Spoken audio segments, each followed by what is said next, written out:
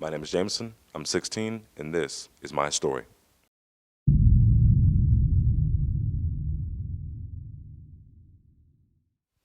I can remember first learning about the pandemic in my debate class. I remember my wonderful debate teacher, Miss Nance, she was talking about how like there's this new virus that's coming out of China. It's like 2 or 3 cases here in the States, and I was like, that's going to fade away. It's not going to be a big deal. But then a couple weeks after that, we went off on spring break, and then we got that extra week. And I was like, why did we get an extra week? Or is the school tripping or anything? And then I found out that actually COVID was getting a little bit too big, so they didn't want anyone, actually going outside. And my initial reaction to that was, yes, I can finally have the time to like learn and do what I actually want to do.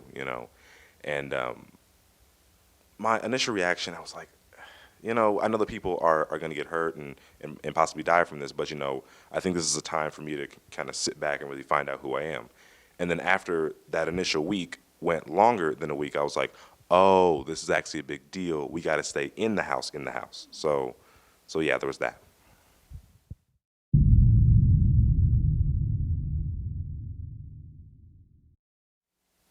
My perspective on the pandemic has changed since that, fateful extra spring break week.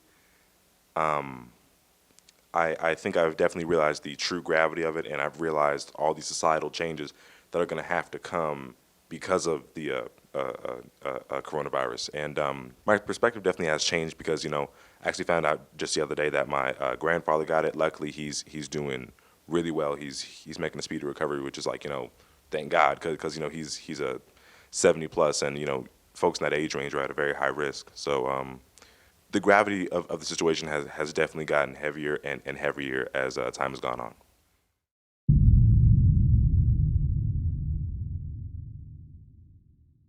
The biggest change for me has just been finding what to do with myself with all the extra time that I have at the house. Because it's like after I get done with school and after I get done with all that work, I think to myself, wait, what about all these creative ideas that I've had repressed, like the past um, couple months and years?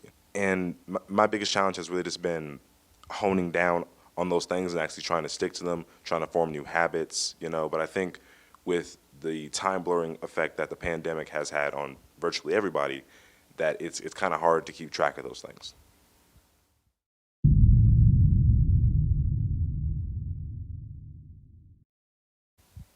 Whew, what do I miss most about normal life? To be perfectly honest with you, I think there are two things that I miss most. It's number one, just being able to go out and eat at not at a like nice and local restaurants because it's always fun to like be there with the food and to be in the present with the people that you love. And I think the second one is just not being able to be around my friends all the time and not being able to have that same rapport and that same connection with them because of course the pandemic has moved everyone back into their houses, into their apartments, into their condos. It's just like I really want to talk with these people because I know a lot of great, creative, intelligent, smart people, and not being able to get face to face with them and like have more detailed conversations. It's not, it's a real bummer. That's the best way I can put it.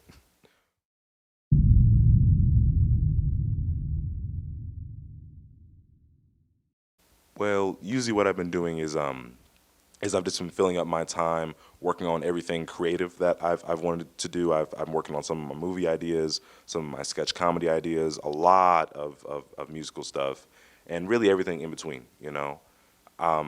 I took this advice from Gary Vee a long time ago, and it's like between the ages of like 15 all the way up to 35, you should be trying out multiple different things. You should be trying to see what is it that you want to do. Because if you try to stick with one thing for the rest of your life, you'll never know, hey, I could have been like a great ice skier had I started working on it when I was 26. So really, just experimenting with creative ideas is how I've been spending my time.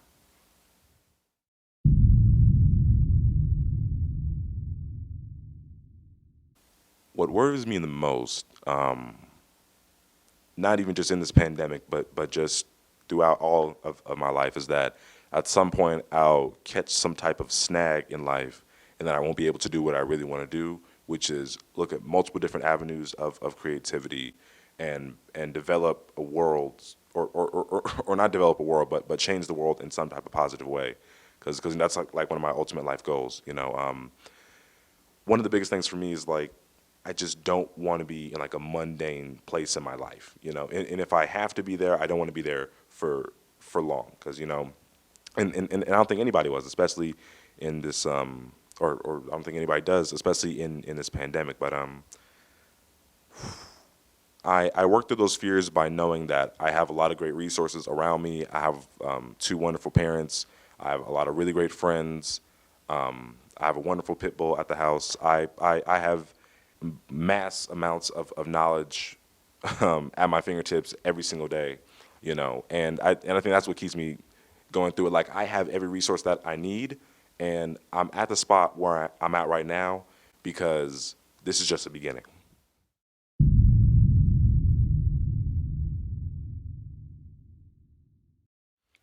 50 years from now, when my generation is probably going to have this talk with their kids about, oh, like, what was 2020 like, and what was it like to live through all this stuff, I'll probably tell them that through through multiple human errors, both on small levels and on much higher levels, people weren't prepared for something as major as a pandemic. I think what I'm probably going to tell them is that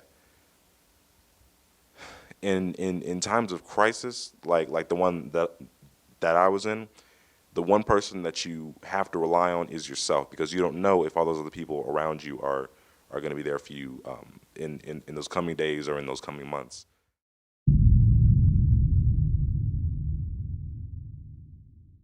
If there's one thing that I could say to encourage other kids my age, it would be that you have to keep in mind that you were only the sum of the experiences that you had, the stories that you've been told, and the stories that you believe in.